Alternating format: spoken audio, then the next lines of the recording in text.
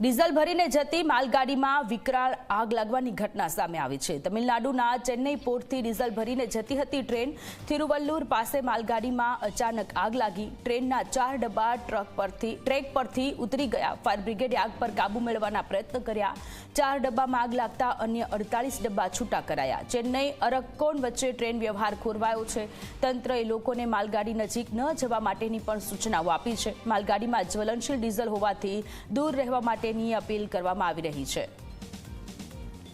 તો તમિલનાડુમાં ચેન્નઈ પોર્ટથી ડીઝલ લઈને જતી ટ્રેનમાં આગ લાગવાની ઘટના સામે આવી છે અને 4 ડબ્બામાં આગ લાગતા અન્ય જે 48 જેટલા ડબ્બાઓ છે તેને છૂટા કરવામાં આવ્યા છે અને બીજી બાજુ અત્યારે પાણીનો મારો ચલાવી આગને કંટ્રોલમાં લેવા માટેના પ્રયત્ન હાથ ધરવામાં આવી રહ્યા છે, પરંતુ ટેન્કરમાં જે જ્વલનશીલ પદાર્થ છે એના કારણે આગે વિકરાળ સ્વરૂપ ધારણ કર્યું છે। માલગાડીમાં જ્વલનશીલ પદાર્થ હોવાને કારણે લોકોને માલગાડી નજીક ન જવા માટેની પણ અપીલ કરવામાં આવી રહી છે। ત્યારે ટ્રેન જે વ્યવહાર છે અત્યારે ખોરવાઈ ગયેલો છે।